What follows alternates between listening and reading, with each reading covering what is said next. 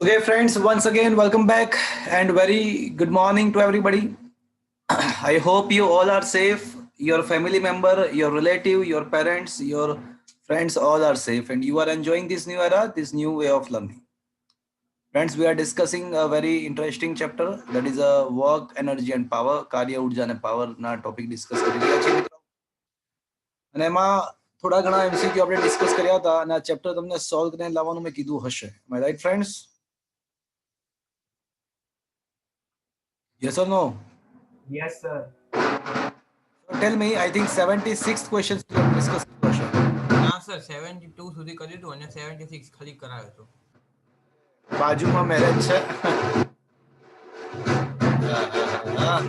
એક જ minute. Okay, મારો અવાજ આવે છે મિત્રો?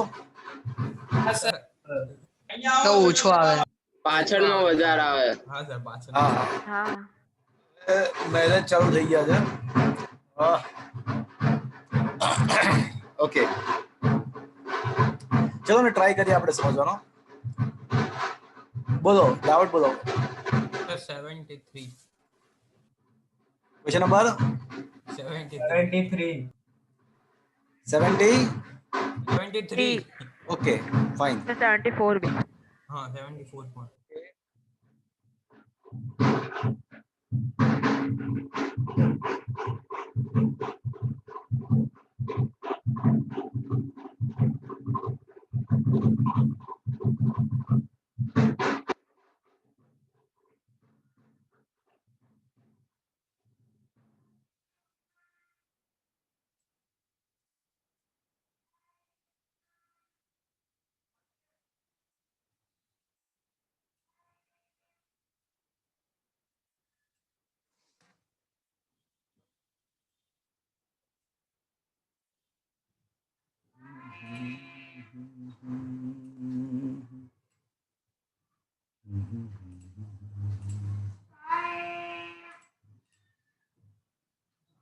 ઓકે,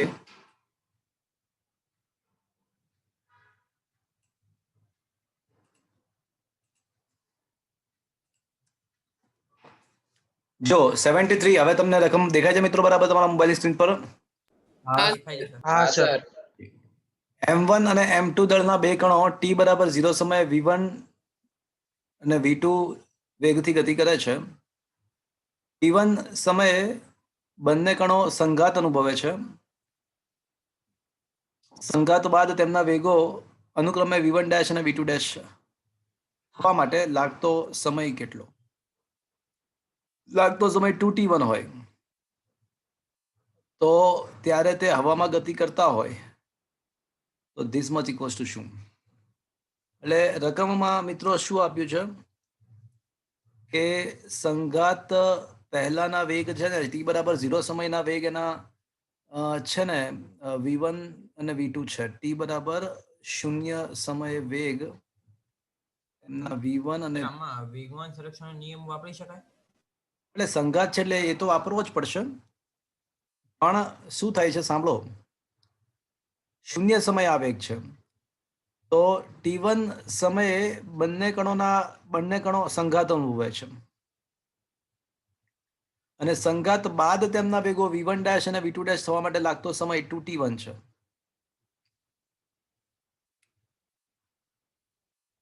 તો મિત્રો એવું ક્વેશ્ચનમાં આપવું જોઈએ કે મુક્ત પતન કરતા બે કણો M1 અને M2 છે. તો મિત્રો એવું આપણે કેવી રીતે કહી શકીએ કે મુક્ત પતન જ થાય છે? એટલે ક્વેશ્ચનમાં આપવું જોઈએ, હું એમ કહી રહ્યો છું. હું એવું કહી રહ્યો છું ક્વેશ્ચનમાં આપવું જોઈએ. એટલે પતન કરતા, મુક્ત પણ નહીં, પતન કરતા બે કણોનો 0 સમયે વેગ V1 અને V2 છે. તો T1 સમયના અંતે કણ એકનો વેગ આપણે V1 ડબલ ડેશ કહીએ.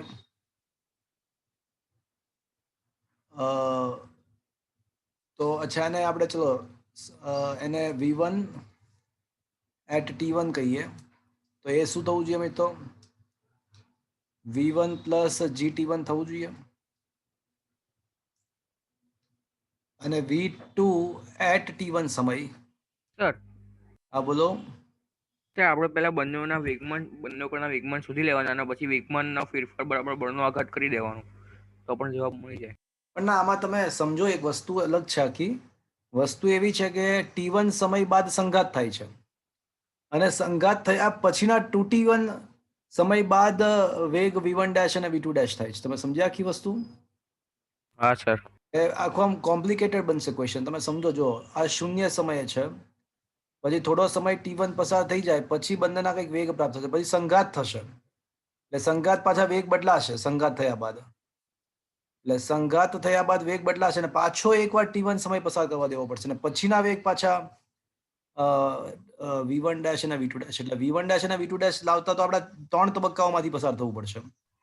કયા કયા 3 તબક્કા? પહેલા T1 સમય પસાર કરો, સંઘાત કરો, સંઘાત પાછો ફરીવાર T1 સમય પસાર કરો અને પછી V1 ડેશ અને V2 ડેશ સમય. સર હા, બોલો.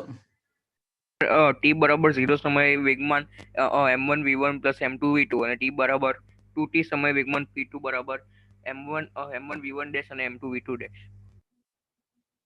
હા, આ બંને મળી જાય તો પછી વેગમાનનો ફેરફાર મળી જાય ને. સર તમે આજે T1 સમયે સંઘાત અનુભવે છે તો એમાં તમે અચળ ગતિના સૂત્ર કેમ મૂક્યા? કારણ કે પતન કરતા પદાર્થ છે ને, ગુરુત્વાકર્ષણ. સર આમાં તો T સમયે બંને કણો સંઘાત અનુભવે છે તો એમાં તો કઈ અલગ ના થાય? હજી મેં સંઘાત કરી જ નથી.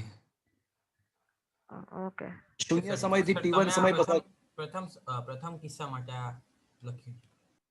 એટલે હજી તો સંઘાત થયાની જસ્ટ પહેલાની જે ક્ષણ છે, એટલે શૂન્ય સમયથી T1 સમયના અંતે શું થઈ રહ્યું છે એ મેં લખ્યું ને. હવે સંઘાત ઓકે સર. તો જે હવે કરીશું.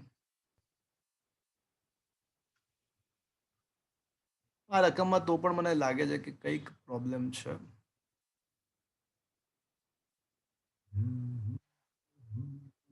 ચલો કરીએ તો. જો મારી વાત ધ્યાનથી સાંભળજો. T1 સમય બાદ આપણને બંને કણોના વેગ આપણને મળી ગયા, V1 plus GT1, V2 plus GT2. હવે આ જે વેગ છે ને એ સંઘાત પહેલાના વેગ બનશે. આ વેગો સંઘાત પહેલાના. સર, આપણે સંઘાત પહેલા અને સંઘાત પછી બંનેના વેગમાન શોધી લઈએ. એટલે એક મિનિટ મારી વાત સાંભળો છો, મને પહેલા સમજાવી દેવા દેશો, પછી તમે થોડું બોલજો, પછી કઈ પૂછવું હોય તો. બરાબર, પહેલા let me complete the topic. Okay, okay. તો હું જે બોલું છું ને તમે ખાલી સમજવાનો ટ્રાય કરો. આ શૂન્ય સમયે વેગ આપણને આપેલા છે V1 અને V2. બીજી ઇન્ફોર્મેશન એ આપી છે કે T1 સમય બાદ સંઘાત થાય છે, એટલે સંઘાત પામતી વખતેના વેગ કઈ V1 અને V2 નથી. સંઘાત પામતા પહેલાના વેગ કઈ V1 અને V2 નથી. એ તો શૂન્ય સમયના વેગ છે. હવે સંઘાત T1 સમય બાદ થાય છે, તો T1 સમય બાદ પહેલા તો કેટલા વેગ પ્રાપ્ત કર્યા હોય, પહેલા તો T1 સમય બાદ કેટલા વેગ પ્રાપ્ત કર્યા હોય પહેલા એ આપણે શોધવું પડે. એ મળી પણ ગયું, એ આપણને મળી પણ ગયું. એટલે એ જે વેગ મળ્યા એ ખરેખર તો સંઘાત પહેલાના વેગો બનશે અને સંઘાત થઈ ગયા પછી કંઈક અલગ વેગ પ્રાપ્ત કરશે અને પછી પાછો T1 સમય પસાર કરવો પડશે, પછી છેલ્લે એના વેગ V1 ડેશ અને V2 ડેશ થશે. એટલે આપણે ધારણા કરીશું કે ધારો કે સંઘાત બાદના વેગ શું ધારીશું આપણે? સંઘાત બાદ કંઈક નવો સિમ્બોલ આપવો પડશે. તો સંઘાત બાદના વેગ ધારો કે V1 ડબલ ડેશ અને V2 ડબલ ડેશ છે. અને હવે સંઘાત માટે વેગમાન સંરક્ષણનો નિયમ તો માત્ર સંઘાત દરમિયાન જ લાગુ પડે. તો સંઘાત જે થાય છે એના માટે વેગમાન સંરક્ષણનો નિયમ વાપરીએ તો સંઘાત માટે વેગમાન સંરક્ષણનો નિયમ એટલે સંઘાત પહેલાના વેગમાન તંત્રના સંઘાત પહેલાનું વેગમાન કણ એકનું m1 v1 t1 સમયનો વેગમાન એટલે સંઘાત પહેલાનો વેગ પ્લસ m2 v2 t1 એટલે આ t1 સિમ્બોલ મિસ. હું છે ને આખો જ ક્વેશ્ચન હું આખો તમને ફરીવાર કરાવું છું કારણ કે આ સિમ્બોલ એટલા બધા મેં કોમ્પ્લિકેટેડ આપ્યા છે કે તમને થોડું અઘરું પડશે. સિમ્બોલ થોડા કોમ્પ્લિકેટેડ છે એટલે અઘરું પડશે. હું તમને થોડુંક ફરીવાર આખો સિમ્બોલ સાથે સમજાવું છું. જો પહેલા તો ક્વેશ્ચન સમજી લઈએ. આપણને જે વેગ આપ્યા છે શૂન્ય સમય આપેલા છે એ v1 અને v2 છે. શૂન્ય સમયના વેગ આપણને આપ્યા છે v1 અને v2.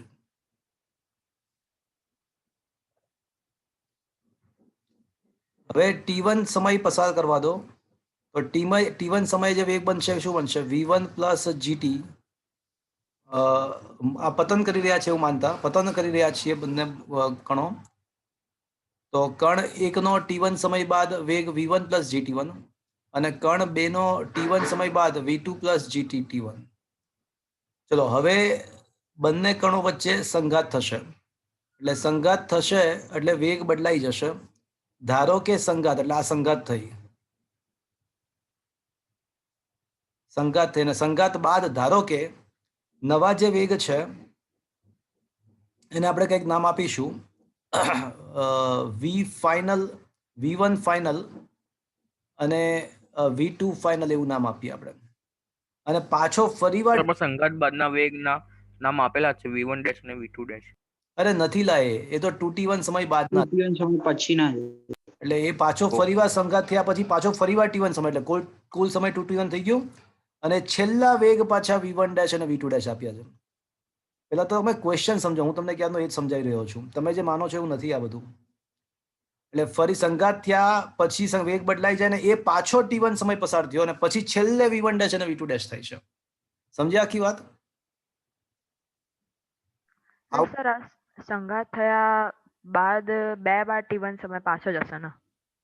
બે વાર નહીં, એટલે આ કુલ સમય t1 આપ્યું છે. કુલ સમય એટલે સર લાગતો કુલ સમય t1 એટલે લાગતો સર એમણે કીધું છે કે સંઘાત બાદ તેમના વેગ અનુક્રમે આટલા થવા માટે, એટલે સંઘાત પછી પાછો આટલો સમય ને? અરે ના ના ના, સંઘાત બાદ તેમના વેગ v1 ડેશ અને v2 ડેશ થવા માટે તો કુલ સમય 2t1 છે. અહીંયા કુલ શબ્દ. એટલે સર પહેલા જે t1 હતો એનાથી એના જેટલો ફરી લાગે એમ? હા ફરી વાર એક્ઝેક્ટલી એવું. ઓકે. ગુજરાતી કરવામાં કદાચ મિસ્ટેક છે આ લોકોની, એટલે t1 સમય જ રાખીશું. ઓકે ચલો હવે આપણે જ્યાં સંઘાત થાય છે ત્યાં વેગમાન સંરક્ષણ, એટલે વેગમાન સંરક્ષણ માત્ર ક્યાં લાગુ પડી શકાય? જ્યાં સંઘાત થાય છે ત્યાં. તો વેગમાન સંરક્ષણના નિયમ અનુસાર m1 v1 plus m2 v2 is equals two m1 v1 plus m2 v2 once again, પણ સંઘાત પહેલા અને સંઘાત બાદ. તો m1 અને v1 તરીકે શું આવશે સંઘાત પહેલા? v1 plus gt1 plus m2 અને v2 તરીકે શું આવશે? v2 plus gt1. તો આ સંઘાત પહેલાનું તંત્રનું વેગમાન થઈ ગયું. ચલો સંઘાત બાદનું વેગમાન શું આવશે? m1 v1f plus m2 v2f. આ સંઘાત બાદનું વેગ થઈ ગયું. Is it clear friends? અહીંયા સુધી પહોંચ્યા? પણ મિત્રો આને આપણે સમીકરણ નંબર 1 કહી દઈએ. હવે સંઘાત પછીના t1 સમય બાદ, સંઘાત પછીના t1 સમય બાદ વેગ આપણને આપેલા છે v1 ડેશ અને v2 ડેશ. તો v1 ડેશ અને v2 ડેશ. ચલો હવે કોઈ મને કહેશે v1 ડેશ બરાબર મારે શું લખવું જોઈએ? વળી પાછું પતન તો કરી જ રહ્યા છે, તો v1 ડેશ બરાબર શું આવશે? v બરાબર v0 પ્લસ gt. ચલો સમીકરણ તો આ જ વાપરવાનું છે.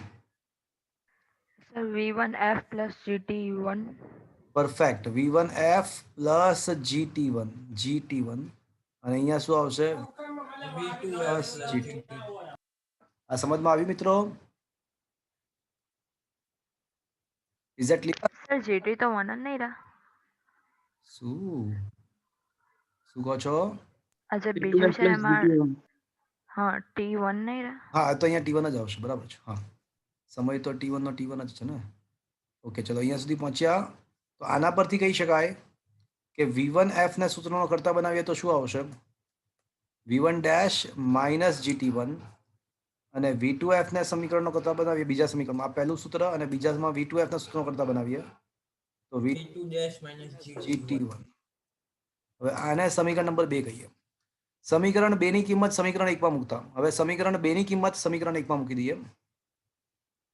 તો હવે સૂત્ર શું બનશે મિત્રો?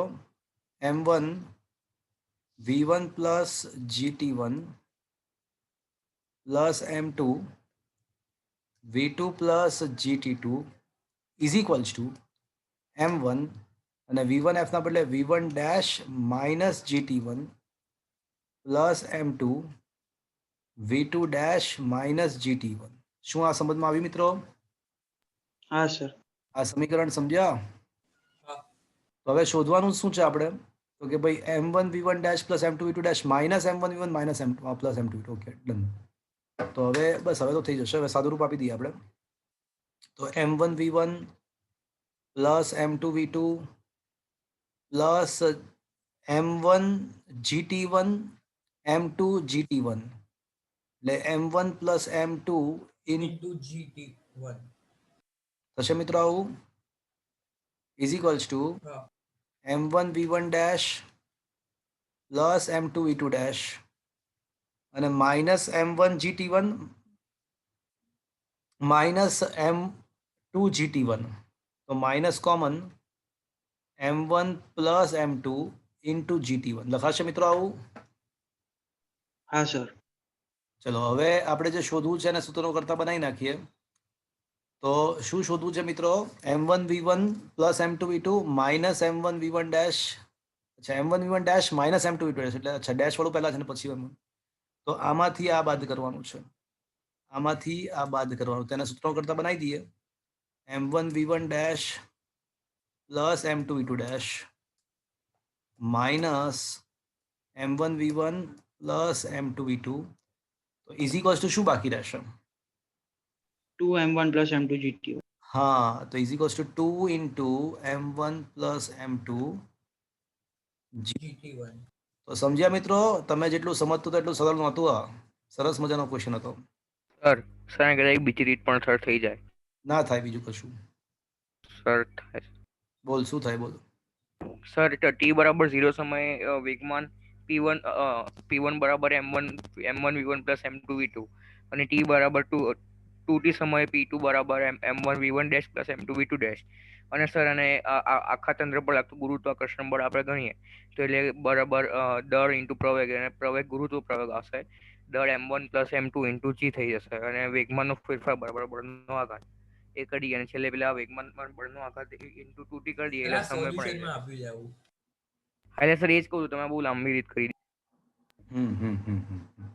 શું સોલ્યુશન વાળી રીત સર ઈઝી લાગે છે. ફરીથી બોલો શું બોલો છો? સર એટલે સોલ્યુશનમાં આપ્યું છે ને એ પ્રમાણે t બરાબર 0 સમયે વેગમાન p1 લઈએ અને એમાં m1 v1 plus m2 v2 અને ઓકે ઓકે t થઈ બરાબર શકે. 2t ઓકે સમયે ઓકે ઓકે ઓકે બીજી રીતે એ રીતે થઈ શકે કે આપણે છે ને સીધો સમય 2t1 લઈ લઈએ. તો 2t સર આ રીત બહુ લાંબી લાગી એટલા માટે v1 dash is equals to v1 plus gt. હા થઈ શકે. એટલે અંતિમ વેગ તરીકે v1 dash તરીકે v1 plus g into 2t1. હા એટલે 2gt1 હા અને v2 dash બરાબર v2 plus 2 plus 2gt2 2t2. એટલે હવે તમે આખા 2t1 સમય પહેલાનું વેગમાન p1 બરાબર શું થશે? 0 સમયનું વેગમાન m1 v1 plus m2 v2 m2 v2 અને p2 અંતિમ વેગમાન 2t સમય બાદ તો એ શું આવશે? m1 v1 m1 v1 dash plus m2 v2 plus m2 v2. હવે વેગમાન સંરક્ષણનો નિયમ વાપરશો તો પણ જવાબ સેમ જ આવી જશે. વાત સાચી છે. સહેલું પડશે. સર તમે આ બહુ લાંબી રીત કરીને ખબર ના હા. પડી છે એટલી બધી આ પાસે વાળી રીત ઈઝી ઓકે ગુડ સરસ. ચલો ચલો એનીબડી એલ્સ?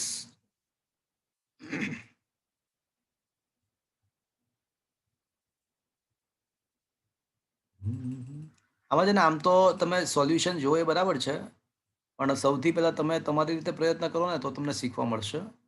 બાકી સોલ્યુશન જોશો ટેમ્પરરી તમને આવડી જશે પણ લાંબા ગાળે તમને એ વસ્તુ નુકસાન કરતા રહેશે. એટલે હંમેશા એવો પ્રયત્ન કરવો કે જાતે સોલ્વ થાય તો તમને એ વસ્તુ આવડશે. તમે જેટલી વસ્તુ જાતે કરશો ને એ વસ્તુ તમને લોંગ ટાઈમ સુધી યાદ રહેશે અને તમે જાતે કરેલું હશે તો તમને સીધી એક્ઝામમાં પૂછાશે તો પણ આવડશે. શું લખ્યું છે? 5 મીટર પર સેકન્ડના વેગથી ગતિ કરતો 100 ગ્રામનો પદાર્થ આકૃતિમાં દર્શાવ્યા અનુસાર દિવાલ સાથે અથડાઈને તેટલી ઝડપે પાછો ફરે છે. ઓકે. જો દિવાલ સાથેનો સંપર્ક સમય 2 × 10⁻³ સેકન્ડ હોય તો દિવાલ પર પદાર્થ પર દિવાલ વડે લાગતું બળ શોધવાનું છે. સર આપણે દિવાલ વડે પદાર્થ પર લાગતું બળ શોધી નાખીએ. હા, ચાલે. તો મિત્રો ક્વેશ્ચન એવો છે કે પદાર્થ પર દિવાલ વડે લાગતું બળ.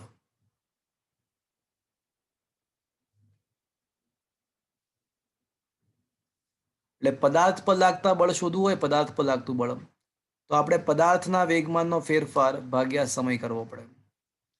એટલે પદાર્થ પર લાગતું બળ શોધવું હોય તો પદાર્થના વેગમાનનો ફેરફાર ભાગ્યા સમય કરવો પડે. તો પદાર્થના વેગમાનનો ફેરફાર મારે શોધવો છે મિત્રો. તો પદાર્થનું એટલે કે બોલનું પ્રારંભિક વેગમાન કેટલું? તો મિત્રો પ્રારંભમાં જે બોલ ગતિ કરે છે એનો એક્સ અક્ષ સાથેનો ખૂણો 30° થશે મિત્રો. હા સર 30 થશે. તો P1 cos 30i plus P1 sin 30 ગઈ. Is that clear? બંને ઘટક ધન મળશે. જો તમે ધ્યાનથી દેખો તો આ બંને ઘટક એક્સ ઘટક ધન, વાય ઘટક ધન, જો આ પ્રારંભિક જે વેગમાન છે ને એના બંને ઘટકો તમને ધન મળશે. Is that clear friends? હા ક્લિયર. હા સર. ઓકે. તો પ્રારંભિક બોલનો વેગમાન આપણને મળી ગયું અને એમાં મિત્રો P1 તરીકે શું આવશે? mv1 આવશે. પણ મિત્રો એટલી ઝડપથી પાછો ફરે છે એટલે મતલબ એવો થયો કે પ્રારંભિક અને પાછા ફરતી વખતના વેગમાનના મૂલ્યો તો સરખા જ આવશે. એટલે આપણે P1 અને P2 લખવાની જરૂર નથી, ખાલી P લખીશું તો ચાલશે, જ્યાં P બરાબર mv. P cos 30i plus P sin 30 ગઈ. આ પ્રારંભિક વેગમાન થયું જતી વખતેનું. હવે પાછા ફરતી વખતેનું વેગમાન બોલનું કેટલું? તો બોલનો પાછા ફરતી વખતે તમે ધ્યાનથી દેખો સર x ઘટક ઋણ થશે અને y ઘટક ધન. તો આ P2 છે, તો એનો તમે ધ્યાનથી દેખો તો y આમ તો ધન થશે પણ એનો x આમ કેવો થશે મિત્રો? ઋણ દિશામાં. Minus p cos 60. પણ x અક્ષ સાથેનો ખૂણો કેટલો છે? આપણે હંમેશા સૂત્રમાં x અક્ષ સાથેનો ખૂણો 30. હોય 30. એ તો 30 જ રહેશે. x અક્ષ સાથેનો ખૂણો તો 30° રહેશે. તો વળી પાછું આમાં શું આવશે? P cos 30i P sin 30 ગઈ, પણ x ઘટક ઋણ, y ઘટક ધન. શું આ સમજમાં આવ્યું મિત્રો? હા સર. તો મારે છે ને પદાર્થના પર લાગતું બળ શોધવું, એટલે પદાર્થના જ વેગમાનનો ફેરફાર શોધવાનો હોય એટલે P2 - P1 જ કરવું પડે. તો આમાંથી આ બાદ કરો તો બાદ બાકી કરશો ને તો આ બે પદ કેન્સલ થઈ જશે. જો પાછળના પદ, કારણ કે બાદ બાકીમાં કેન્સલ, અને ઇફેક્ટિવ બાદ બાકી -2p cos minus 2p cos 30i. i cap, એટલે -2 p ના બદલે mv cos 30 એટલે √3/2 અને ઇન્ટુ i cap. તો મિત્રો જવાબ તમારો આવશે -2. m દ્રવ્યમાન છે ને 100 ગ્રામ એટલે 0.1 કિલોગ્રામ. ઝડપ કેટલા વેગથી? તો કે ભાઈ 5 મીટર પર સેકન્ડના વેગથી આવે છે, રકમમાં આપ્યું છે, ઇન્ટુ √3/2 i cap. એટલે મિત્રો આ થઈ જશે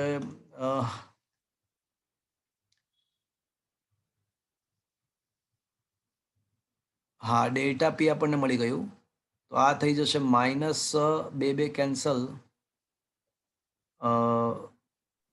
0.5 √3 i cap મળ્યું. 0. હજી તો મિત્રો મારે શોધવાનું છે શું મિત્રો? બળ શોધવાનું છે. તો બળ ઇઝ ઇક્વલ્સ ટુ ડેલ્ટા પી ભાગ્યા ડેલ્ટા ટી. તો -0.5 √3 i cap ભાગ્યા સમય આપણને આપ્યો છે. કેટલા સમયમાં અથડામણ થાય છે? 2 × 10⁻³ 2 × 10⁻³ તો 2 × 10⁻³. તો આ 500 ભાગ્યા 500 ભાગ્યા 2 એટલે 250 થઈ જાય. -250 √3 i cap. તો મિત્રો આ 250 √3 પણ માઇનસ i cap નો મતલબ શું થયો? સર ડાબી બાજુ મતલબ ડાબી બાજુ. X દિશામાં. ન્યૂટન. આ મૂલ્ય એટલે આનો મતલબ એવો થયો કે મૂલ્ય છે ને બળનું એ 250 √3 ન્યૂટન અને દિશા કઈ? ડાબી. ઋણ X દિશા. X દિશા. ઋણ x એટલે ડાબી બાજુ. Is that clear friends? અને આ જ ક્વેશ્ચનમાં જો દિવાલ પર લાગતું બળ પૂછ્યું હોત ને, દિવાલ પર લાગતું બળ, તો આ જ આન્સર આ જ આવત 250 √3 પણ કઈ બાજુ આવત? જમણી બાજુ આવે. હવે મિત્રો એક શોર્ટકટ ટ્રીક કહું. આમાં છે ને દિશા શોધવાની હતી એટલે મારે આ મેથડ કરવી પડે, પણ જો માત્ર મૂલ્ય હોત ને, માત્ર મૂલ્ય, તો માત્ર મૂલ્ય માટે શોર્ટકટ લાગુ પાડી શકાય. મિત્રો હું એક નોંધ લખું છું, એ નોંધ માઇન્ડમાં રાખજો, ખૂબ જ મહત્વની છે, ક્યારેક ક્યારેક વાત કરી હશે. વેરી ઇમ્પોર્ટન્ટ નોંધ.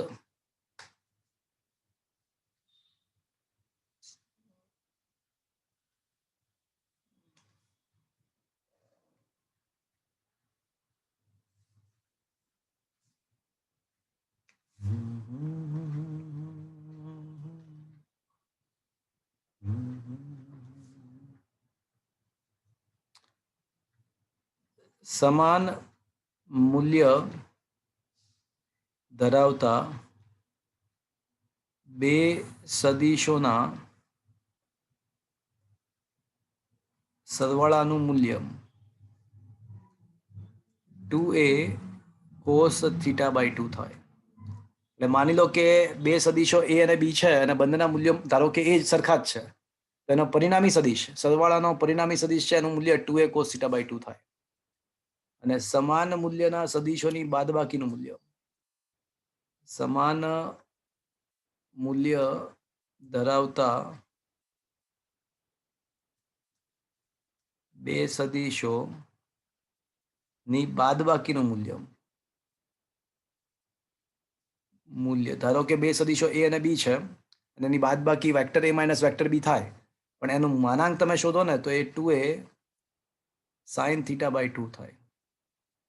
તો આપણને ખબર છે, આ શોર્ટકટ વાપરે, બળ is equals to delta p/Δt. માત્ર મૂલ્ય શોધતા હોઈએ તો માનાંકમાં ડેલ્ટા p/Δt થશે, જ્યાં માનાંકમાં ડેલ્ટા p એટલે શું? તો બે સદિશોની બાદબાકી p2 માઇનસ p1. પણ આ p1 ને p2 બંનેના મૂલ્યો તો સમાન જ છે ને, કારણ કે આવતી વખતેનું વેગમાન અને જતી વખતેના વેગમાન સમાન વેગથી જ ગતિ કરે છે. તો સમાન મૂલ્યના બે સદિશોની બાદબાકીનું મૂલ્ય 2p sin θ/2 થાય, જ્યાં થીટા એટલે બે તેમની વચ્ચેનો ખૂણો, p1 અને p2 વચ્ચેનો ખૂણો, જ્યાં થીટા એટલે તેમની વચ્ચેનો ખૂણો.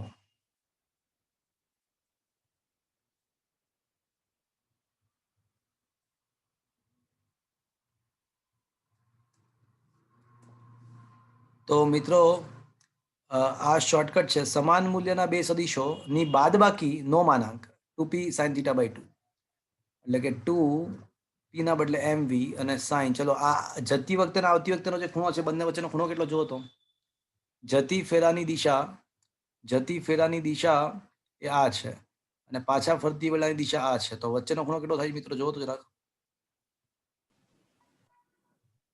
એ બંને વચ્ચેનો ખૂણો કેટલો થાય છે? 120 થાય. ના. 120 ડિગ્રી થાય છે.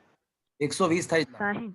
એટલે 120 થાય છે. સર જતી ફેરાએ વેગમાનની દિશા આ છે અને પાછા ફરતી વખતે વેગમાનની દિશા આ છે. બે સદિશો વચ્ચેનો ખૂણો એટલે તેમની દિશાઓ વચ્ચેનો ખૂણો. તો આ પણ 60 છે અને આ પણ 60 છે, એટલે આ ખૂણો 120 ડિગ્રી થાય. સમજ્યા? હા સર. બે સદિશો વચ્ચેનો ખૂણો એટલે તેમની દિશાઓ વચ્ચેનો ખૂણો, તો તેમની દિશાઓ વચ્ચેનો ખૂણો 120 ડિગ્રી થશે. આયા બાત સમજ में? હા સર. અને sin એક બીજો ડાઉટ છે.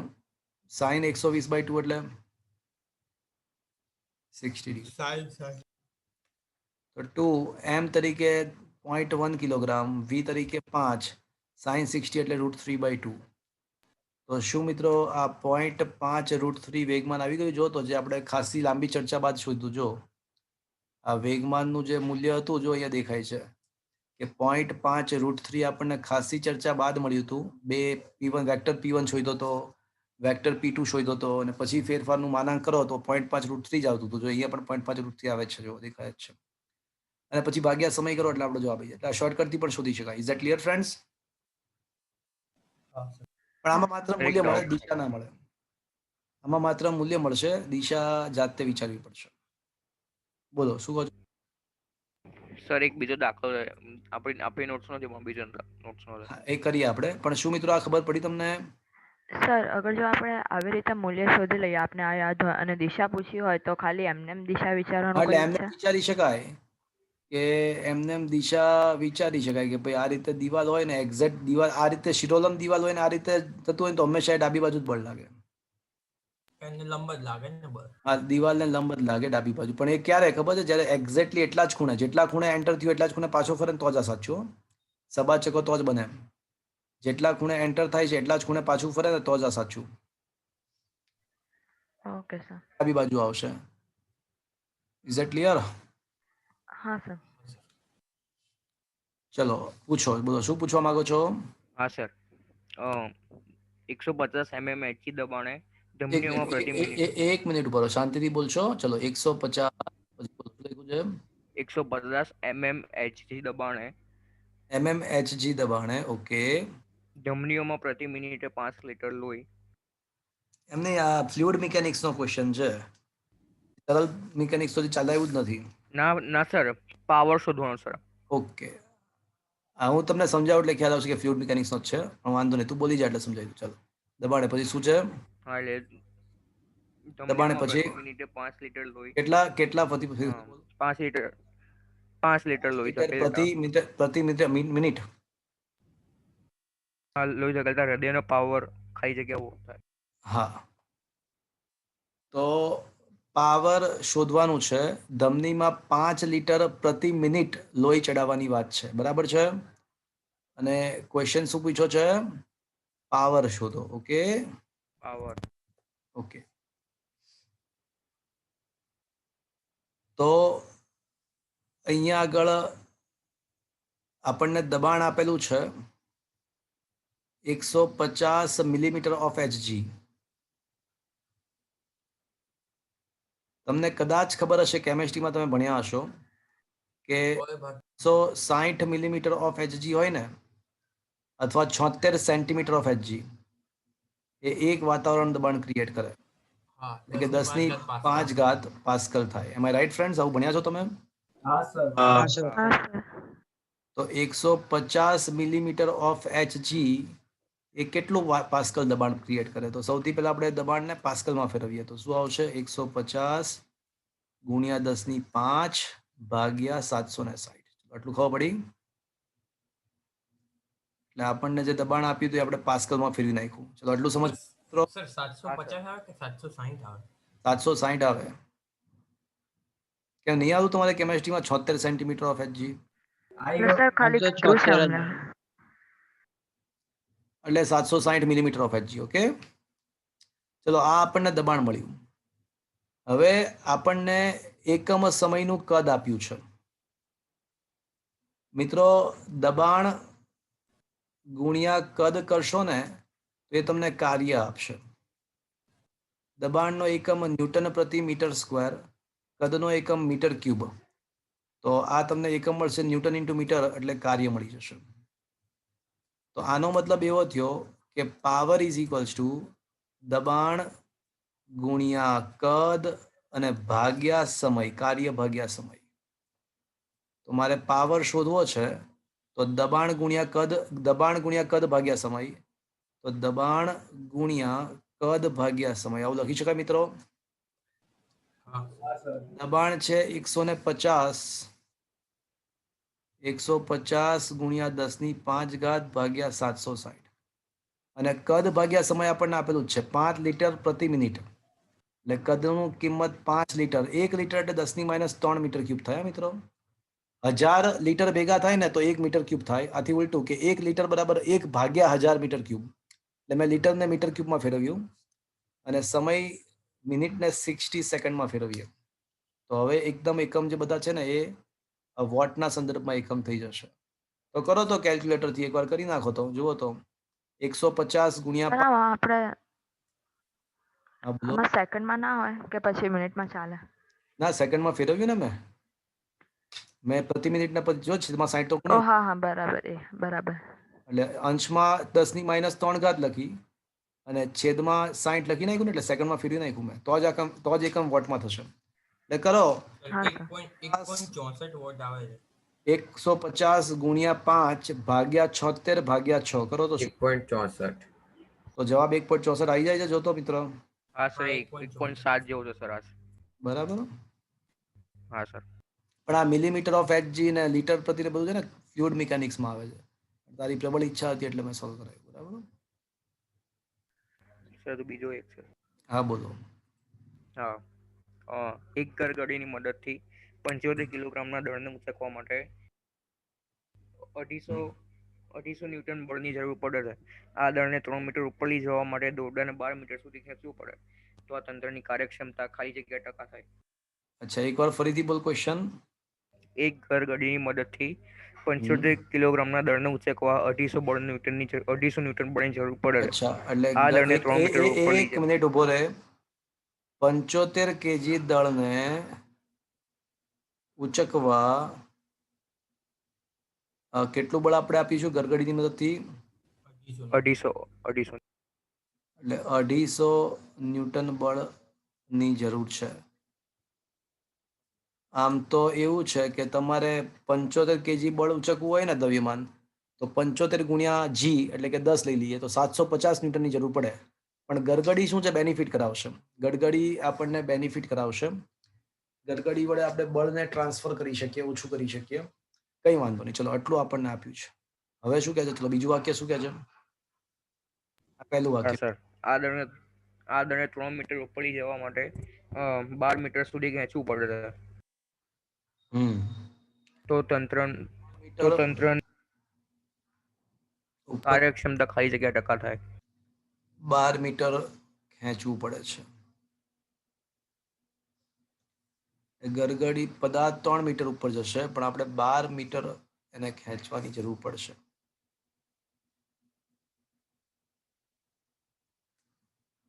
તો કાર્યક્ષમતા કેટલી? Okay,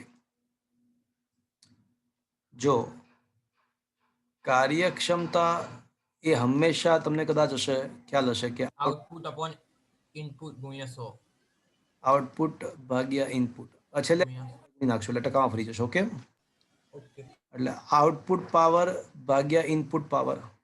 is that clear? એટલે આઉટપુટ કાર્ય ભાગ્યા સમય, ઇનપુટ કાર્ય ભાગ્યા સમય. ઓકે, સમય ઉડી જશે તો આઉટપુટ વર્ક ભાગ્યા ઇનપુટ વર્ક. તો આઉટપુટ વર્ક એટલે આઉટપુટ બળ ગુણ્યા સ્થાનાંતર અને ઇનપુટ બળ ગુણ્યા ઇનપુટ સ્થાનાંતર.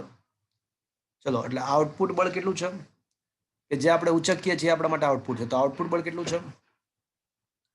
તો કે ભાઈ 750 75 ગુણ્યા જી.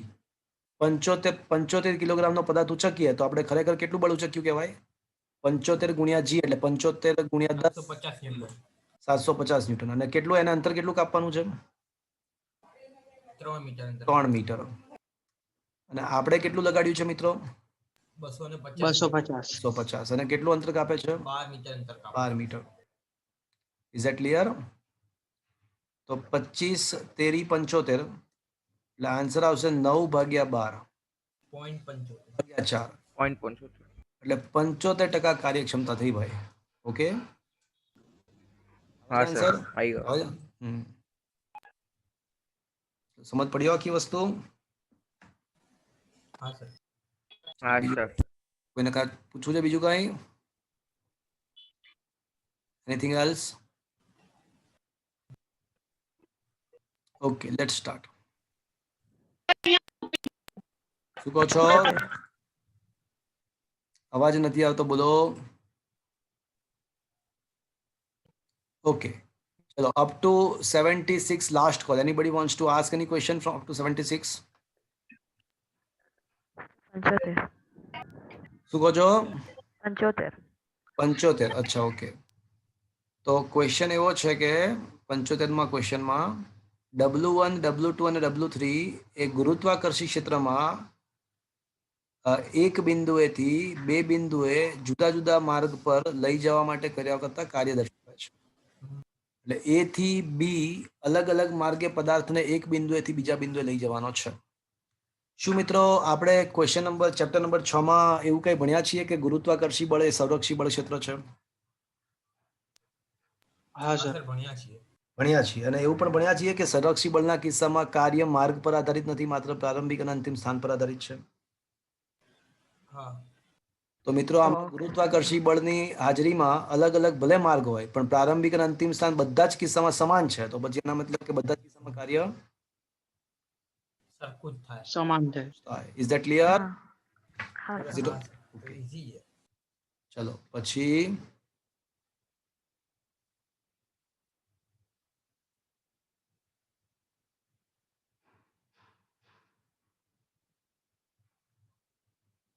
સર 81.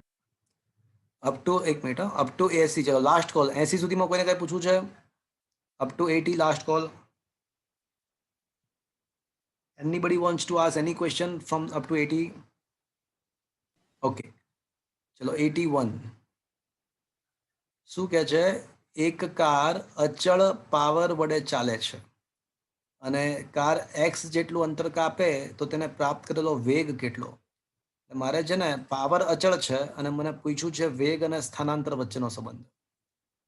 પાવર અચળ છે અને પૂછ્યું છે મને વેગ અને સ્થાનાંતર વચ્ચેનો સંબંધ. ઓકે, શું તમારા મોબાઈલની સ્ક્રીન પર દેખાય છે મિત્રો? આ વાક્ય રકમ દેખાય છે? હા સર. દેખાય હા, છે. સર. હવે આપણને ખબર છે કે પાવર ઇઝ ઇક્વલ્સ ટુ શું થાય? બોલે કાર્ય. કાર્ય ભાગ્યા સમય.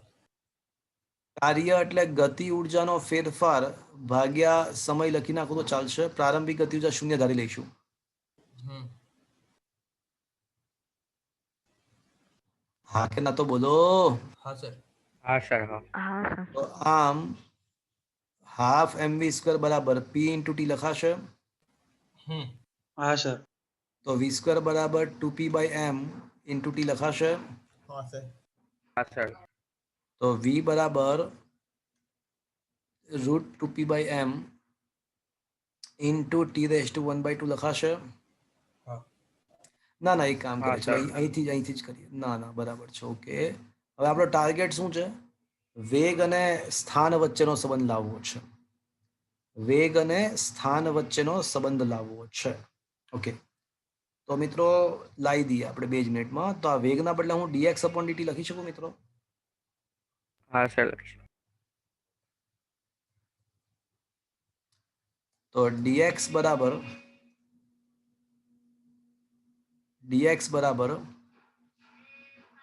2p by m t raise to 1/2 dt લખી શકાય. સર લખીશું. બંને બાજુ સંકલન કરતા તો સંકલન dx. અચ્છા, હવે મારે છે ને એક જ મિનિટ, અહીંયા એક કામ કરીએ આપણે. મારે પિક્ચરમાંથી ટી હટાવવો છે. પિક્ચરમાંથી ટી હટાવવો છે. ઓકે, તો અહીંયા આગળ આપણે કરીએ કંઈક. નહીં હટી શકે, હજી તો નહીં હટી શકે. કઈ વાંધો નહીં, ચલો. ટી રેઝ ટુ 1/2 dt બંને બાજુ સંકલન કરીએ તો સંકલન 1 dx એટલે x થશે. રૂટ 2p બાય m તો બહાર આવી જશે અને ટી રેઝ ટુ 1/2 નું સંકલન શું થશે? T raise to 3/2 upon 3/2. T raise to 3/2 upon 3/2. પાછા લગન ચાલુ થયા.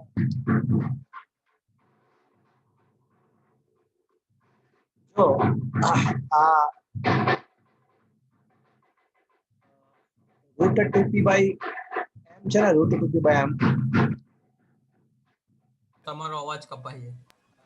એક જ મિનિટ, હવે આને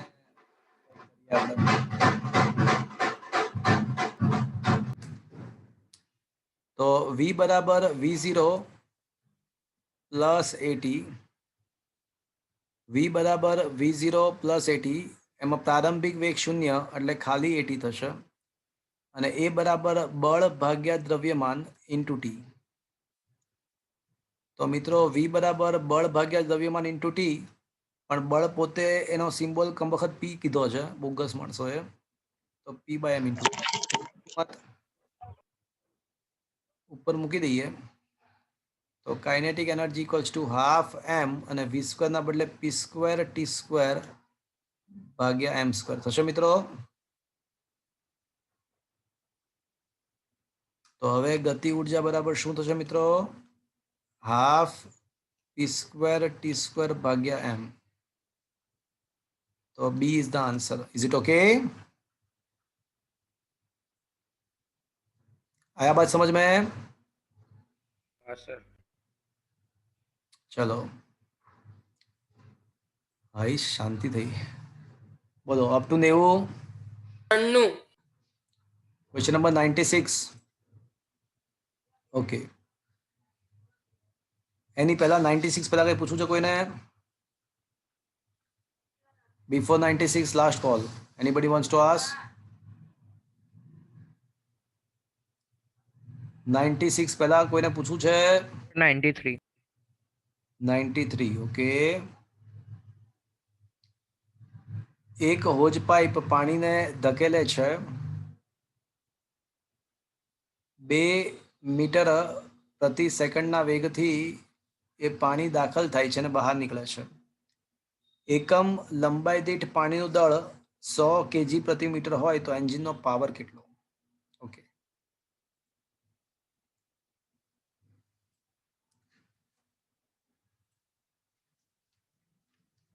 તો મિત્રો પાવર શોધવાનો છે. તો power is equals to F into v.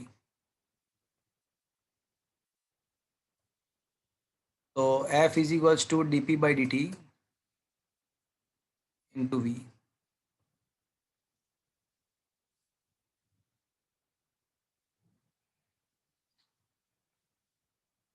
તો હવે આ dp by dt શું લખાય મિત્રો?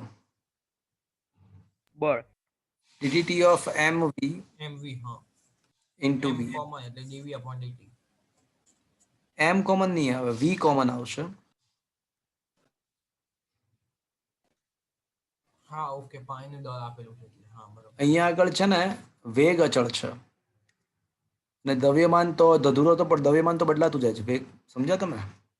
હા હા અહીંયા શું થશે? વેગ અચળ એટલે v square into dm by dt. હજી પત્યું નથી. હજી પાછો હું છે ને dx અપોન dx વડે ગુણીને ભાગીશ. કેમ આવું કર્યું? કારણ કે આપણને એકમ સમયનું દળ નથી આપ્યું, એકમ અંતરનું દળ આપ્યું છે, એકમ લંબાઈનું દળ આપ્યું છે. એટલે વળી પાછું હું dx વડે ગુણી dx વડે ભાગી નાખીશ. તો v સ્ક્વેર ઇન્ટુ dm અંદર વાળી બહાર, બહાર વાળી અંદર, dm upon dx into dx upon dt. dx dx upon dt એટલે v થાય એટલે v cube into dm upon dx. એટલે v square into dm upon dx into v એટલે આ v cube into dm upon dx થશે.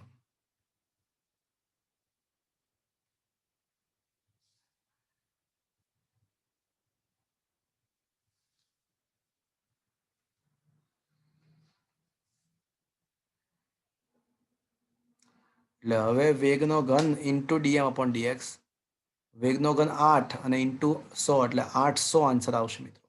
હવે જ answer? હા સર, આવી જાય. Is it clear? Yes sir. Sir hello sir, બોલો. 91માં દાખલામાં કરવાનું શું ખાલી એકવાર કહી દો ને એટલું. હા 91 ને મિનિટ. હા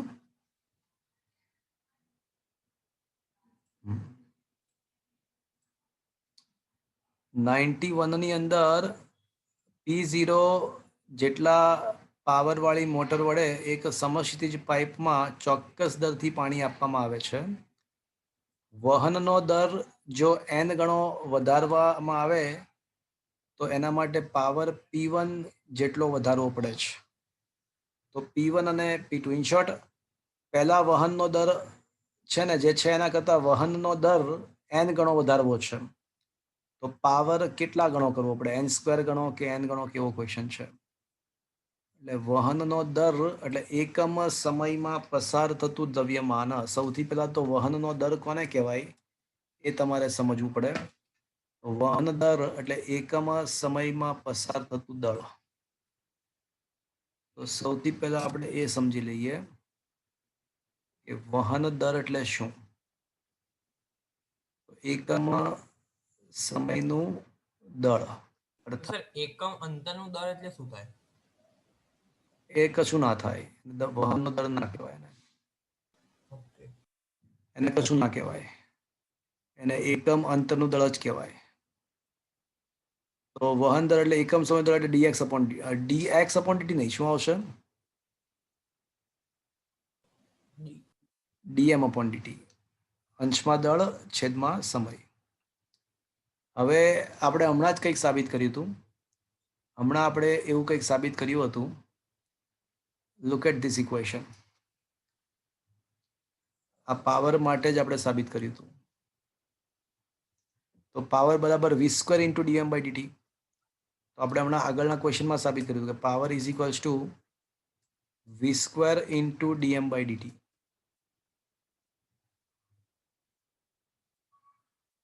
તો આનો મતલબ કે પી ચલે છે, ડીએમ બાય ડીટી છે, એટલે સમપ્રમાણતાનો સંબંધ છે. તો મિત્રો એનો મતલબ એવો થયો કે વહન દર જો તમારે n ગણો કરવો હોય તો પાવર પણ કેટલા ગણો કરવો પડશે? n ગણો. જો તો પાછળ n જ આન્સર આવે છે ને. જો તો વહન દર n ગણો કરવો હોય પાવર પણ n ગણો કરવો પડે. એનો મતલબ કે નવો પાવર જે P1 છે ને એ P કરતા P0 કરતા n ગણો થાય. તો P1 અપોન P0 બરાબર n હોવું જોઈએ. જો શું આવે છે? n જેમ 1 જ આવે છે. હા સર. હા સર, n જેમ 1 જ આવે. Is that clear friends? અહીંયા રકમમાં આપવું પડે કે વેગ અચળ લેવામાં આવે છે. વેગ અચળ આપવું પડે. જો કે એ હોય જ મિત્રો, એ અચળ હોય જ. હું તમને ફ્લુઇડ મિકેનિક્સમાં સમજાવીશ. ફ્લુઇડ મિકેનિક્સની અંદર સમજાવીશ કે આ જે નળી હોય ને, નળી, તો નળીનું જો આડછેદ અચળ હોય ને, નળીનું જો આડછેદ અચળ હોય તો વેગ પણ અચળ થાય. આડછેદ ઇન્ટુ વેગ બરાબર અચળ. આવું સૂત્ર હું સાબિત કરી આપીશ. આડછેદ અચળ હોય એટલે નળીનો ની સાઈઝ ને સર. જો વધી જાય તો વેગ ઘટી જાય. એટલે આમાં નળી તો એની જ છે, પાઇપલાઇન તો એની જ છે. એટલે એનો મતલબ એવો શું થયો કે પાઇપલાઇન બદલાતી નથી એટલે આડછેદ નથી બદલાતું. આડછેદ નથી બદલાતું એટલે વેગ અચળ રહેશે. એટલે વેગ અચળ રહેશે એટલે v² અહીંયા અચળ છે. v² અચળ ગણી શકીશું કારણ કે પાઇપલાઇન એની જ છે. Is it clear? હા સર. ફ્લુઇડ મિકેનિક્સની અંદર આ સાબિત થશે. આડછેદ, નળીનો આડછેદ ગુણ્યા વેગ એ ગુણાકાર અચળ હોય. એટલે આડછેદ જો બદલાય નળીનો તો વેગ બદલાય. નળીનો આડછેદ યથાવત રહેતો હોય તો વેગ પણ યથાવત રહેશે. પાઇપલાઇન એની જ છે એટલે આડછેદ એનો રહેશે. આડછેદ એનો રહે તો વેગ પણ એનો રહે. એટલે તો v² આપણે અચળ કાઢી શકીએ. તો હવે P ચોક્કસપણે ચલે છે DM by DT. Is it clear? હા. ચલો 96 sir. Question number 96. Okay. Sir parapet વગરનું ધાબુ એટલે? પેરાફિટ વગરનું ધાબુ એટલે દિવાલ વગરનું ધાબુ. દિવાલ ના કરી હોય, ખાલી આમના મત ધાબુ હોય. આ બાઉન્ડ્રી વોલ ના હોય. ઓકે. હા સર 58માં સવાલમાં પણ એવું પૂછેલું. હા હા, એટલે બાઉન્ડ્રી ના હોય તો ત્યાંથી પડી જાય. સમજ્યા તમે? દડો બોલ જો બોલ ગબડતો પેરાફિટ ના હોય તો શું થાય? પડી જાય. નીચે પડી છજ્જા જેવું. છજ્જુ હોય ને, બારીની ઉપર છજ્જુ હોય કે નહીં, હા. એ ટાઈપનું ધાબુ. Is that clear? મતલબ આજુબાજુ દિવાલ નહીં, ખાલી એટલું ને એનું હા, નીચે ઉતારેલું. પેરાફિટનો મતલબ બાઉન્ડ્રી વોલ સાદી ભાષામાં. તો ક્વેશ્ચન નંબર 96, 97 અને 98 આ ત્રણેય આઈઆઈટીમાં પૂછેલા પ્રશ્નો છે. And these are a very intelligent questions. They are really a very intelligent questions. શાંતિથી સાંભળજો.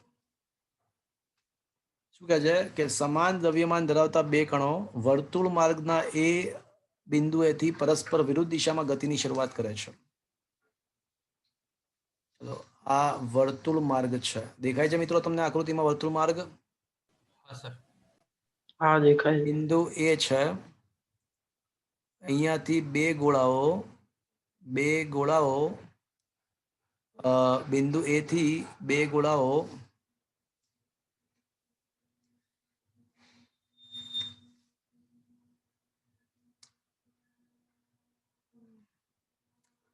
વિરુદ્ધ દિશામાં, એટલે એક વી વેગથી ગતિ કરે છે, એ પાછું ચાલુ થયું, એક ટુ વી વેગથી ગતિ કરે છે.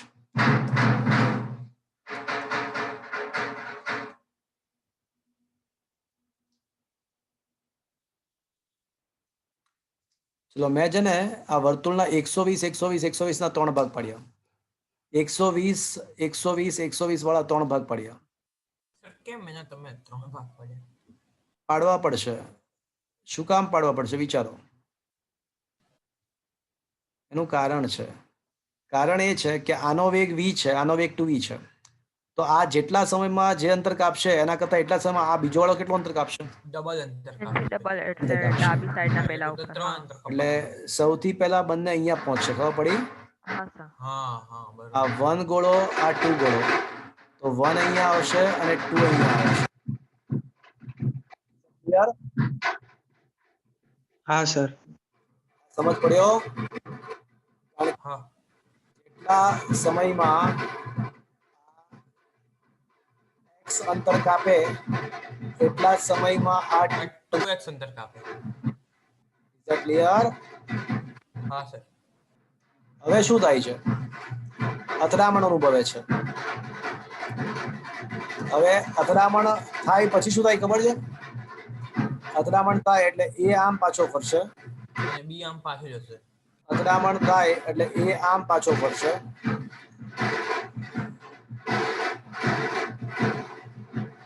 અને બી આમ પાછો ફરશે. પણ બંને કેટલા વેગથી પાછા ફરશે? સર દળ સમાન છે એના તો કરતા ઊંધા પહેલા જ હતા એના કરતા ઊંધા વેગથી પાછા ફરશે. આ સમજમાં આવ્યું મિત્રો? સ્થિતિ સ્થાપક સંઘાત થતી હોય તો વેગોની અદલા બદલી થાય. હા યાદ છે? હા સર. સ્થિતિ સ્થાપક સંઘાતમાં વેગોની અદલ બદલ થાય. એટલે હવે ઓલો ગોળો 1 2v વેગથી પાછો ફરશે અને ગોળો 2 v વેગથી. હવે શું થશે મિત્રો વિચારો? હવે ક્યાં અથડાશે? હવે સર જમણી હા બાજુના ઓલા જમણી બાજુ બિંદુ પર. સાથે. હવે અહીંયા, કારણ કે હવે શું થશે કે આ જ્યાં સુધીમાં x અંતર કાપશે ત્યાં સુધીમાં ગોળો 1 જ અને 2x અંતર કાપી ચૂક્યો. 2x અંદર. હા આયા બાત સમજ में? હા સર. હવે પાછા ફરશે. ફરીવાર એકવાર પાછા ફરશે. હા ત્યારે પછી પેલાને 2 હવે શું થશે? હવે આ કેટલા વેગથી પાછા ફરશે? a v વેગથી અને નીચે વાળો 2v વેગથી. એટલે પછી ફરી અહીંયા અંતે પહોંચશે. એ બિંદુએ આવી જશે. એ બિંદુએ એટલે હવે શું થઈ જશે? અહીંયા 1 આવી જશે અને અહીંયા 2 આવી જશે. ઊંધું થઈ જશે. 1 અને 2 ઉલટાઈ જશે. સમજ્યા તમે? હા 1 અને 2 ના 1 લોકેશન 2 છે વાળું પણ ફરીથી કોના? શું કહો છો? 1 2 વાળું ફરીથી કોના? હા 1 2 વાળું ફરીથી કોને એમ?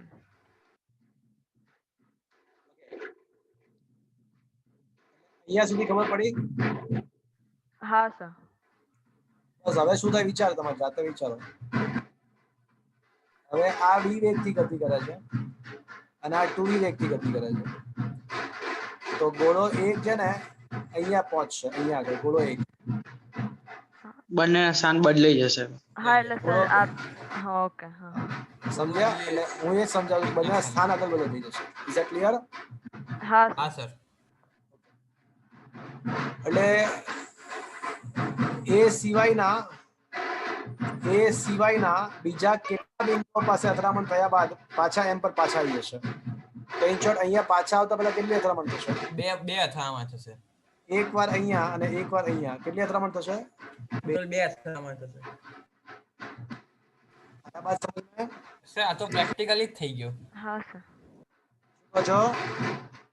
સર આ સવાલ પ્રેક્ટિકલી જ થઈ ગયો કે ગણવાની જરૂર ના પડી. શું કહો છો? આ સવાલ પ્રેક્ટિકલી જ થઈ ગયો. એટલે આમાં કોઈ ગણતરી કોઈ નથી, આમાં ખાલી લોજિક જ છે, આમાં કોઈ ગણતરીઓ નથી. ચલો 97મો ક્વેશ્ચન ખરેખર બહુ જ સરસ છે, એકદમ સરસ છે.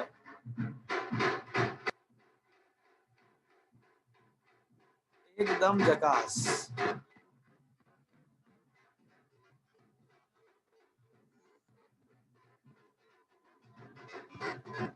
A, B અને C ત્રણ પદાર્થો ઘર્ષણ રહિત સમક્ષ સપાટી પર સમરેખ મૂકેલા છે.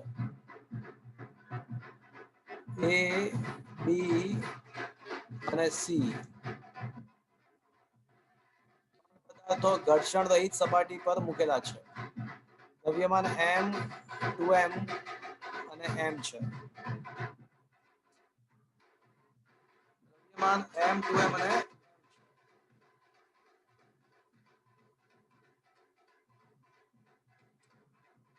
એ 9 મીટર પર સેકન્ડના વેગથી ગતિ કરતો બી સાથે સ્થિતિ સ્થાપક અથડામણ અનુભવે છે.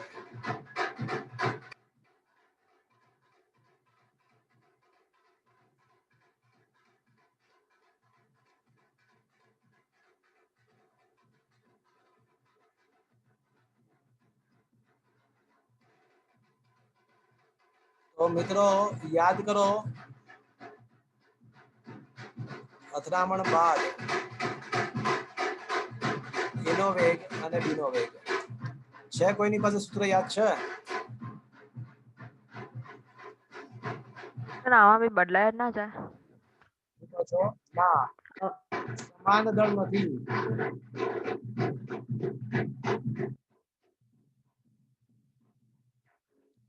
એ અદલ બદલ થવાની વાત માત્ર ક્યારે સાચી હતી?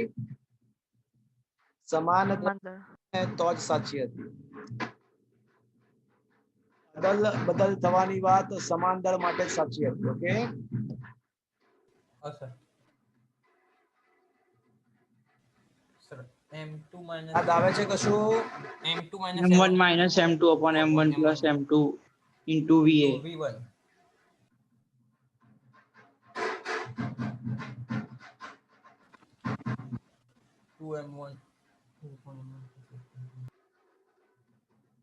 કે ના, આવું કઈ યાદ આવે છે? V2 0 છે એટલા માટે. હા સર. હા. V2 બરાબર 0 છે. પ્રારંભમાં બોલ બી શૂન્ય છે. Is that clear? હા સર. તો m minus 2m upon m plus 3m આ minus v/3 થશે. minus v/3 અને આમાં આવશે m1 તરીકે m, m2 તરીકે 2m, તો 2m/3m into v 2/3. ચલો, બોલ 1 નો વેગ નેગેટિવ મળ્યો, એનો મતલબ શું થયો? એટલે અથડામણ પછી એ પાછળ જશે. ગોળો એ અથડામણ 9/3 9/3 v1 તરીકે 9 છે, v તરીકે 9 છે. 3 મીટર પર સેકન્ડ ના વેગથી પાછો ફરશે. ફરે. અને ગોળા બી નું શું થાય? એ આગળ જશે. 6 ના વેગથી આગળ. 6 ના વેગથી આગળ જશે.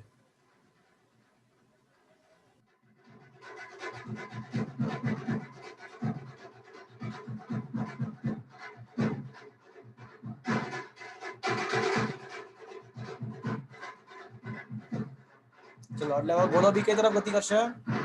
હવે આગળ તરફ સી ની દિશામાં. હવે ગોળો બી સી તરફ ગતિ કરશે. હવે શું થાય છે? આ સંઘાત બાદ બી અને સી પદાર્થ વચ્ચે સંપૂર્ણ, મિત્રો અહીંયા મિસ્ટેક છે.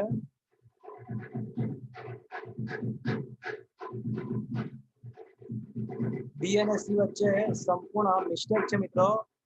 હવે છે ને અહીંયા આગળ અસ્થિતિ સ્થાપક શબ્દ હોવો જોઈએ. અહીંયા આગળ અસ્થિતિસ્થાપક લખજો ને મિત્રો. સર એવું કેમ? અરે મિસ્ટેક છે પ્રિન્ટિંગમાં, સ્થિતિસ્થાપક તો જવાબ નથી આવતો. અચ્છા ચલો આપણે સ્થિતિસ્થાપક પ્રમાણે પણ સોલ્વ કરીએ અને અસ્થિતિસ્થાપક પ્રમાણે પણ સોલ્વ કરીએ, બંને રીતે સોલ્વ કરીએ. જે પ્રમાણે રકમ છે એ પ્રમાણે સોલ્વ કરીએ. ચલો જે પ્રમાણે રકમ છે એ પ્રમાણે સોલ્વ કરીએ. હવે બી નો વેગ કેટલો છે? તો કે 6 મીટર પર સેકન્ડ અને સી નો વેગ 0 છે.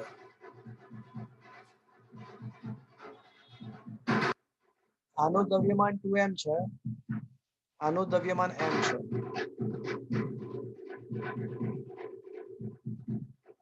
જો બી અને સી વચ્ચે જો સ્થિતિસ્થાપક સંઘાત થાય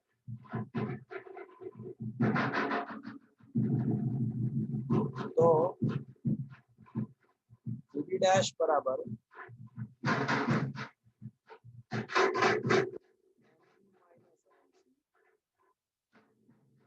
MB plus MC into VB. C dash बराबर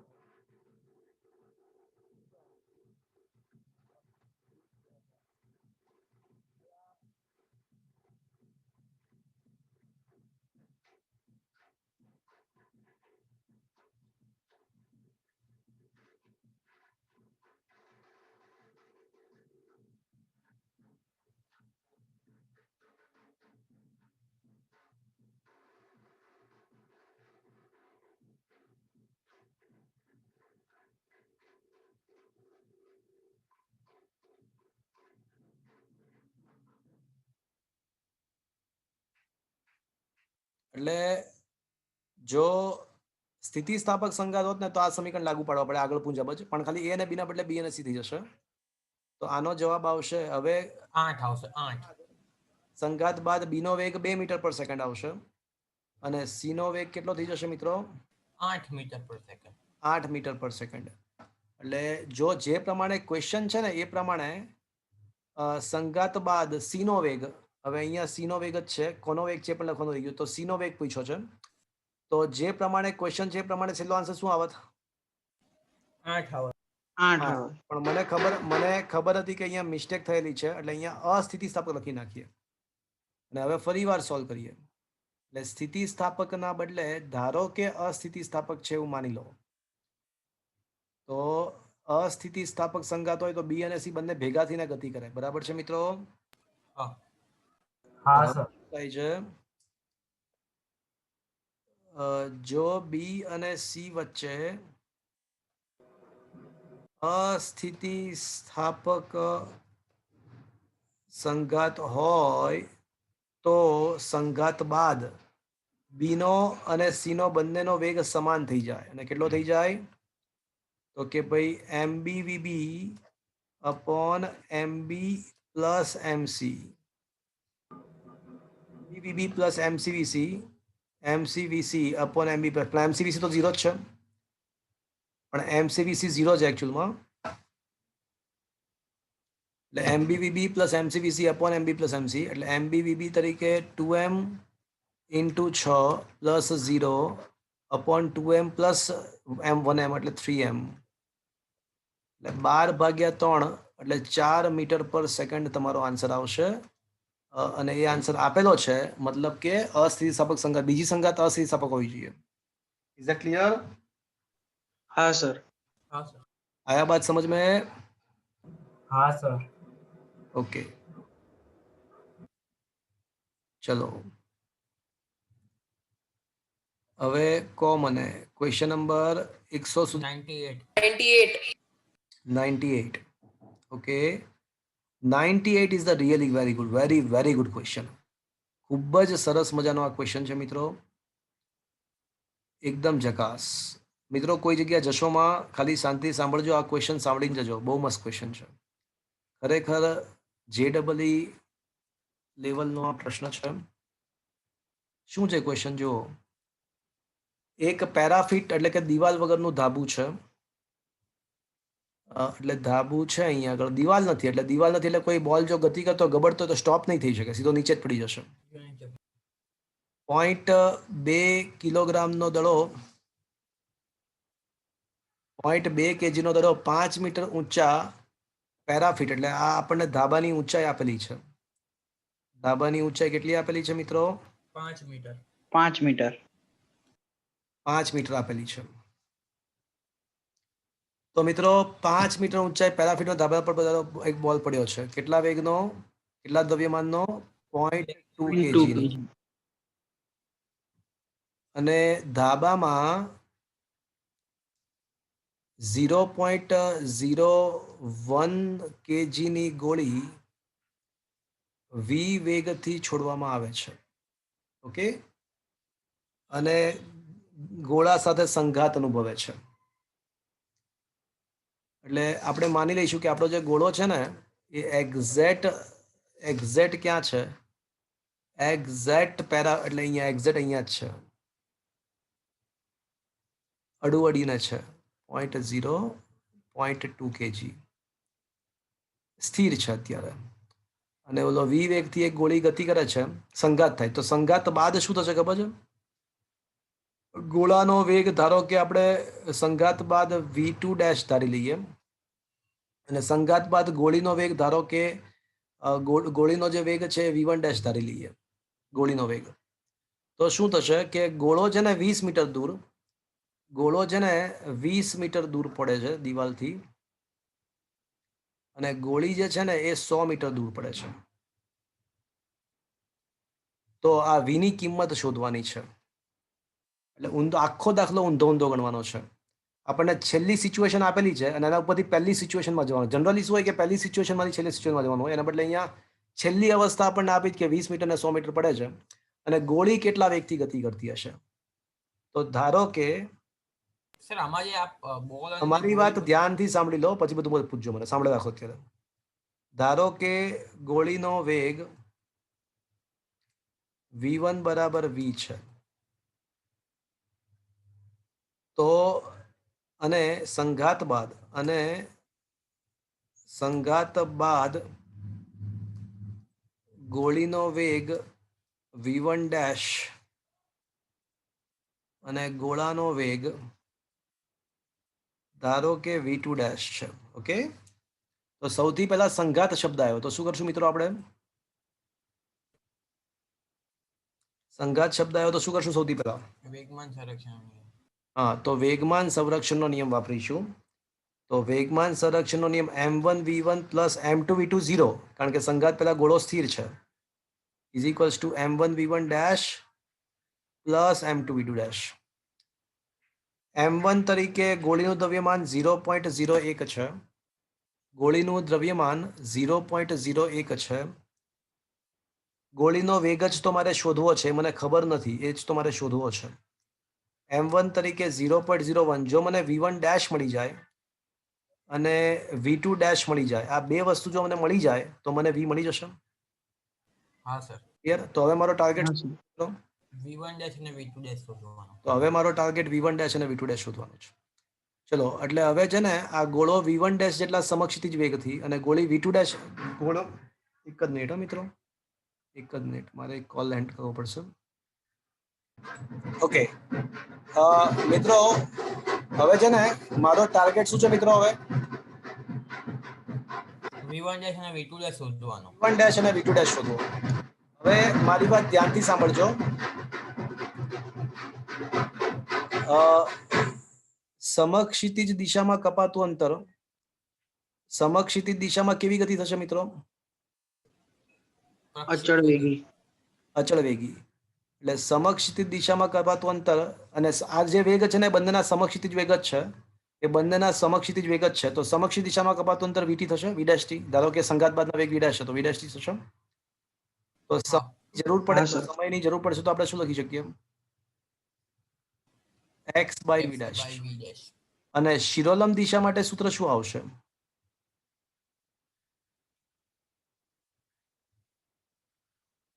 તો y બરાબર vot પ્લસ r, પણ શિરોલંબ દિશાનો પ્રારંભિક અચળ વેગી. હા, હા અચળ પ્રવેગી.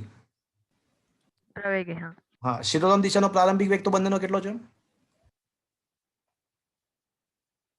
0. દિશાનો પ્રારંભિક વેગ 0 એટલે VOT plus half AT square અને એ તરીકે શું આવશે મિત્રો? જી. જી આવશે. તો મિત્રો y દિશામાં કપાતું અંતર હાફ g અને t સ્ક્વેર ના બદલે હું શું લખી શકું? x square upon v square. x square upon v square. ચલો આ સમજ પડ્યા મિત્રો? હા. તો હવે છે ને પેલા ગોળી માટે વિચારીએ. તો ગોળી માટે x બરાબર અને x1 કહીએ તો x1 બરાબર સૂત્ર મળી ગયું આપણે. સૂત્ર શું મળ્યું હતું? સોરી y બરાબર સૂત્ર આપણી પાસે છે. ગોળી માટે y બરાબર સૂત્ર શું છે મિત્રો? હા, half g x square upon gx square upon x1 square upon v1 dash square. Is that clear friends? ચલો y આપણને ખબર જ છે, ગોળો હોય કે ગોળી હોય એને અંતર નીચે પડવા માટે અંતર કેટલું કાપવાનું શિરોલમ દિશાનું? શિરોલમ અંતર તો ખબર જ છે આપણને કેટલું છે? 5 મીટર. 5 મીટર. તો 5 ગુણ્યા 1/2 ઇન્ટુ 10 ઇન્ટુ x1 આપણને આપેલું છે કે 20 છે. 20 ગોળીએ નહીં, ગોળીએ કાપેલું અંતર કેટલું છે?